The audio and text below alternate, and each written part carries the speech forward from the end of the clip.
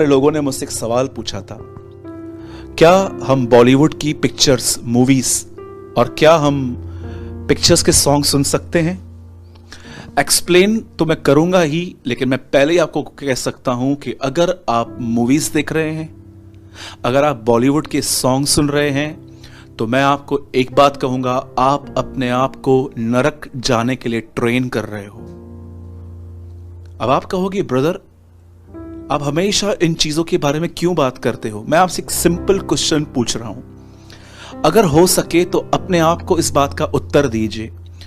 जिस पिक्चरों को, जिन मूवीज को आपने आज से बहुत साल पहले देखा था, चाहे वो कोई भी मूवी हो, बॉलीवुड की हो, हॉलीवुड की हो, चाहे कोई भी मूवी हो, उस मूवीज के अंदर आपने देखा होगा एक दो बहुत ही गंदे सीन्स होते हैं जिसमें अश्लील चीजें दिखाई जाती हैं, वासनाएं दिखाई जाती हैं, शारीरिक बातें दिखाई जाती हैं। आप बुद्धिमान हैं, आप समझ सकते हैं मैं क्या बोलने की कोशिश कर रहा हूं। मैं आपसे पूछना चाहता हूं, इतनी सारी मूवीज आपने देखी होंगी प्रभु में आने से पहले, और जो प्रभु में आने के बाद भी देखते हैं, तो मैं तो उन्हें एक ही बात कहूंगा कि आप मसीह नहीं हैं, आप एक नामधारी मसीह हैं, और आप अपने पास्टर को मूर्ख बना सकते हो अपने आत्मिक दिखा के, लेकिन प्रभु आपको जानते हैं। आप जानते हो, आपने जो पहले मूवीज देखी थी उसमें कुछ डर्टी सीन्स थे, गंदे वाहियात सीन्स थे। मैं आपसे पूछना चाहता हूं, आप पूरी मूवी भूल गए हो, पर क्या आज तक अपनी मेमोरी से आप वो सीन्स डिलीट कर पाए हो? मैंने प्रभु में आने से पहले एक पिक्चर देखी थी, वो पिक्चर में बहुत गंदे सीन्स थे, और मैंने वो बड़े मन से उस मूवी को देखा था, क्योंकि मैंने उन दिनों में प्रभु में नहीं था और मैं बॉलीवुड की पिक्चर्स वगैरह देखता था। आप बिलीव कीजिए, एक दिन मैं अपने घुटनों पर बैठ के दुआ कर रहा था और वो सारे सीन्स मुझे याद आ रहे थे, और मैं देख रहा था कि कैसे मैं मेंटली डिस्टर्ब हो रहा था। आप जानते हो, मैं आपको एक लिविंग टेस्टिमनी बताता हूं, ये जीवित और ये सत्य घटना है।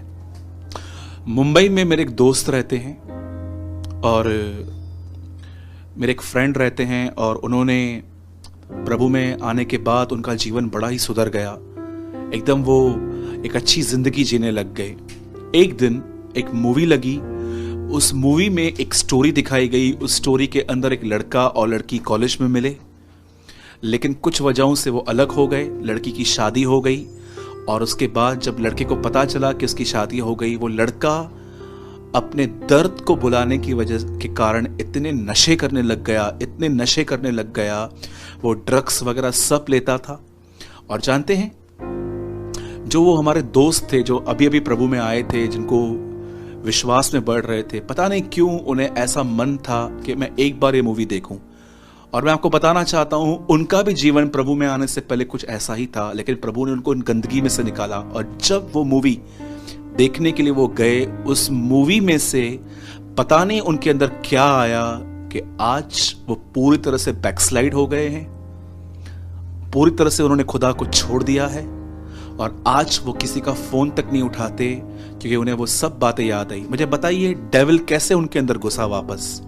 मूवीज के द्वारा। मैं आपको बताता हूं, जब भी आप कुछ मूवी देखते हो, आपको नहीं पता, आपकी आंखों के द्वारा आपके अंदर कुछ जाता है। जब भी आप बॉलीवुड के सॉन्ग सुनते हो, ऐसे सॉन्ग जिसमें बहुत रोमांटिक वर्ड्स होते हैं वगैरह वगैरह, मैं आपको बताना चाहता हूं, ये बातें आपके अंदर जाके आपके माइंड को कंट्रोल करेंगी।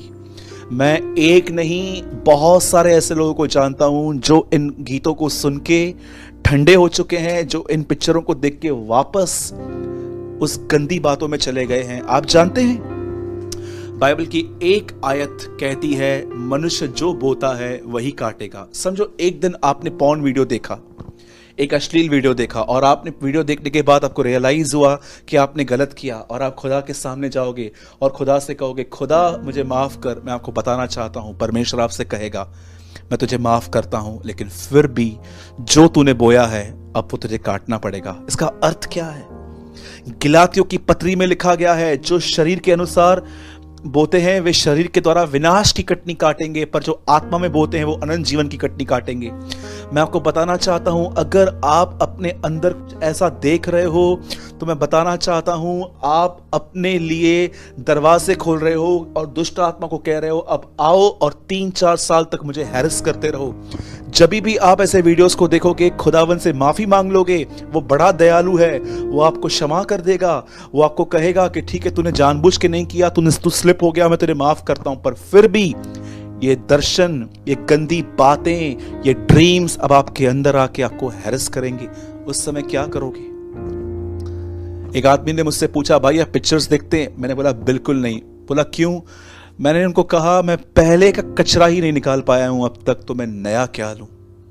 इसलिए मेरे भाइयों और बहनों, बचिए इन टिकटॉक से, इन पिक्चरों के सॉन्ग से और इन बॉलीवुड और हॉलीवुड की गंदी मूवीज से बचे रहिए। मैं आपको बताता हूं, अगर आप चाहते हो कि ब्रदर अब अगर हम यह न करें तो हम क्या करें, मैं आपको कहूंगा क्रिश्चियन बुक शॉप पे जाइए, अच्छी अच्छी किताबों को खरीदिए जो आपको प्रभु के और करीब जाने की टीचिंग दें, जो आपको बाइबल की तरफ ड्राइव करें, प्रचारक की तरफ नहीं। बाइबल पढ़ने के बाद भी आप उन किताबों को पढ़ सकते हो।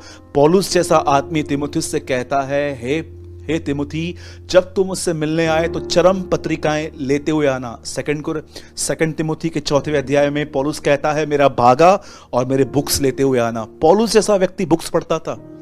अगर आपको लगता है कि मैं बाइबल इनफ पढ़ चुका हूं, मैं एवरीडे पढ़ रहा हूं, इसके एक्स्ट्रा मैं क्या करूं, तो मैं कहूंगा कोई पैरेलल बुक लीजिए, उसको पढ़िए ताकि आप खुदा में बिजी रहें। पर इन मूवीज को, ऐसे शोज को जो नॉनवेज बात करते हैं, इन बिग बॉस जैसे प्रोग्राम्स को मत देखिए, ये सिर्फ आपके माइंड को स्पॉइल करेंगे।